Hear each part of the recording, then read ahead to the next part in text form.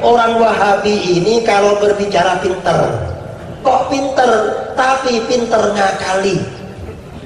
Kok dikatakan ngakali? Mereka itu bicaranya saja.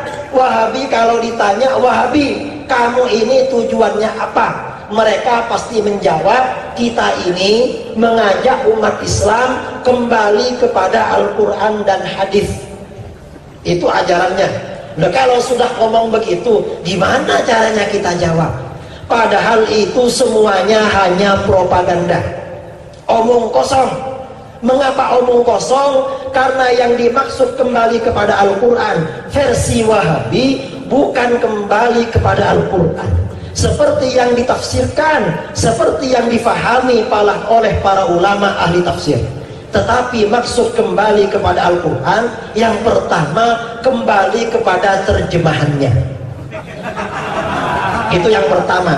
Yang kedua kembali kepada penafsiran Al-Quran seperti yang mereka maui, bukan yang dikehendaki oleh para ulama. Itu Wahabi. Coba kalau Wahabi menerangkan ajaran agama, pasti buka terjemahan.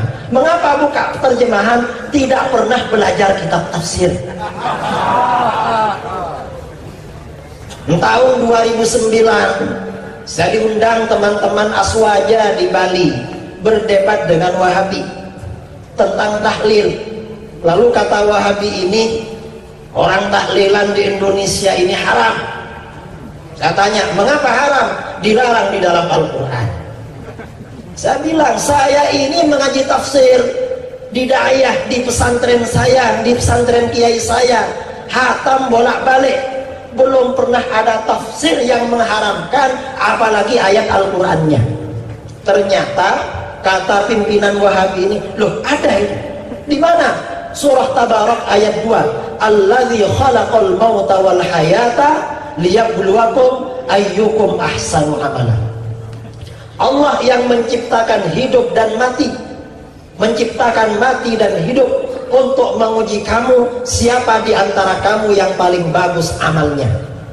Nah, spirit dari ayat ini kita dituntut untuk memperbaiki amal, bukan memperbanyak. Orang yang tahlil maunya banyak-banyak zikir tetapi tidak bagus. Lalu saya bilang, kamu tidak ngerti maksud ayat itu. Mengapa tidak ngerti? Yang menjadi spirit dari ayat ini, kita ini yang paling bagus amalnya. Kebalikan dari bagus itu adalah jelek. Berarti melarang amalan yang jelek, bukan melarang amalan yang banyak.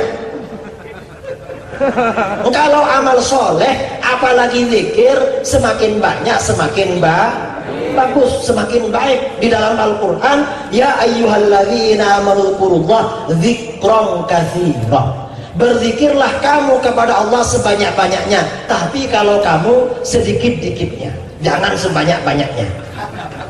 Kamu bertentangan dengan Al-Quran. Itu Wahabi. Cuma ngomongnya kembali kepada Al-Quran, tetapi Al-Quran yang disalah tafsirkan. Padahal sabda Rasulullah SAW, man qala fil Qur'an bi ra'yih falyatabawwa maq'adahu minan nar. Barang siapa yang menafsirkan Al-Quran hanya mengikuti pikirannya sendiri, tidak berguru kepada para ulama-ulama sebelumnya, maka siap-siaplah masuk neraka. Itu siapa? Adalah orang-orang Wahabi. Menafsirkan Al-Quran. Kemudian yang kedua, Wahabi ini sering mengatakan kembali kepada hadis, tapi ini juga propaganda. Mengapa propaganda? Karena yang dimaksud kembali kepada hadis versi Wahabi bukan kembali kepada kitab-kitab hadis seperti yang difahami oleh para ulama ahli hadis. Tapi bagaimana maksud kembali kepada hadis versi Wahabi? Yaitu kembali kepada satu hadis saja. Hadisnya cuma satu, yaitu hadis kullu bid'atin dhalalah. Itu Wahabi. Wahabi ini kemana-mana pasti yang dibawa-bawa kullu bid'atin dhalalah. Ada orang menggelar maulid, nanti mereka akan katakan haram, bid'ah. Mana dalilnya? Kullu bid'atin dhalalah. Nanti ada orang tahlilan, haram, bid'ah, syirik. Mana dalilnya? kullu bid'atin dhalalah. Ada orang anaknya lahir dapat 40 hari lalu bersedekah, kata mereka haram. Mana dalilnya? Kullu bid'atin. Ada orang istrinya hamil mengandung dapat 7 bulan selamatan, datang mereka, nanti mereka akan bilang haram. Mana dalilnya? Kullu bid'atin. Masa semuanya pakai kullu bid'atin? Ngomongnya kembali kepada hadis, tetapi hadisnya cuma tidak ada lagi, dan itu pun tidak dipahami seperti pemahaman para ulama ahli hadis. Karenanya saya kalau bertemu dengan mereka, saya kalau berdialog dengan mereka, saya katakan Anda bukan pengikut ahli hadis. Terus pengikut siapa, Gus? Anda pengikut ahli hadas, bukan ahli hadis. Ahli hadis tidak potongan sama sekali. Itu hadis.